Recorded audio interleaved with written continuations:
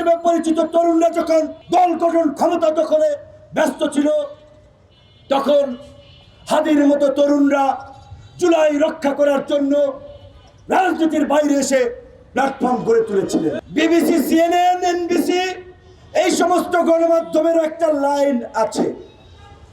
তো প্রথম আলোর কোন আইডিওলজি থাকলে আপনি যদি পছন্দ না করেন, আপনি প্রথম আলোর বিপরীতে 10টা প্রথম আলো তৈরি করেন।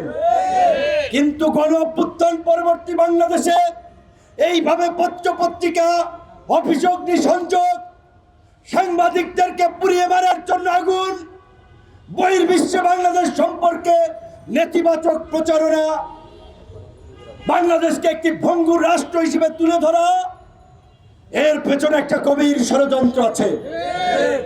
এর পেছনে একটা গভীর ষড়যন্ত্র আছে। দেশে আরেকটা ওয়ালি ইভেন্ট তৈরি করে এই বিপ্লবীদেরকে বাকিটুকু শেষ করতে চায় এরা। কারণ যদি আরেকটা ওয়ালি ইভেন্ট তৈরি হয়, প্রথমে ওই উদীয়মান তরুণ বিপ্লবীদেরকে বিনাশ করা হবে। যেমনি ভাবে 1971 সালের 14ই ডিসেম্বর বাংলাদেশকে মেধাহীন করার জন্য বেছে বেছে বুদ্ধিজীবীদেরকে হত্যা করা হয়েছিল। কাজে এই ষড়যন্ত্রকারীদের অপতৎপরতা সম্পর্কে আমাদের সজাগ থাকতে হবে, চোখ কান খোলা রাখতে হবে এবং পরিষ্কারভাবে এই অপকর্ম যারা ঘটিয়েছে তাদেরকে বিচারের আওতায় আনতে হবে।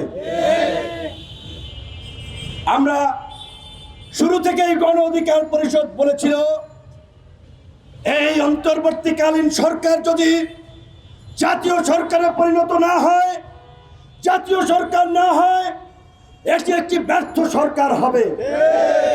আজকে 15 মাসের মাথায় তাই হয়েছে। এবং এই জাতীয় সরকারের কথা আমরা এই অভ্যুত্থানের পরে বলি নাই, ওই ফেসিবাদ থেকে আমরা বলে আসছিলাম বাংলাদেশ রাষ্ট্রকে পুনর্গঠন করার জন্য জাতীয় সরকার দরকার। আমাদের কথা সেই সময় শোনা হয় নাই। আজকে তথাকথিত ছাত্র উপদেষ্টারা তারা সর্প হইয়া দংশন করে, ওজা হইয়া ঝাড়ে। তারা আজকে রাজপথে বক্তব্য দেয়, লাশের বদলে নাকি লাশ নেবে, দেখে নেওয়ার হুমকি দেয়। তো আমরা জানতে চাই, ভাইয়েরা, বন্ধুরা, তোমরা যখন 15 মাস সরকারে ছিলা, জুলাই গণ অভ্যুত্থানকে সুরক্ষিত করার জন্য, জুলাইয়ের আকাঙ্ক্ষায় দেশ গড়ার জন্য কি করেছো? তোমরা আজকে বলছো ফ্যাসিবাদীরা আস্ফলন দেখাচ্ছে, দেশকে বিপর্যয়ের দিকে নিয়ে যাচ্ছে। তোমরা তো জনপ্রশাসন সংক্রান্ত কমিটিতে ছিলা, তোমরা তো পুলিশের কমিটিতে ছিলা। কতজনকে চাকরিচ্যুত করেছো, কতজনের বিরুদ্ধে ব্যবস্থা নিয়েছো? বরঞ্চ তোমরাও পয়সা নিয়ে রাজনৈতিক দল গঠন করে অনেককে পুনর্বাসিত করেছো। এটা সহজ না। ইংরেজি একটি কথা আছে, it's easy to say but difficult to do. বলা সহজ, করা কঠিন।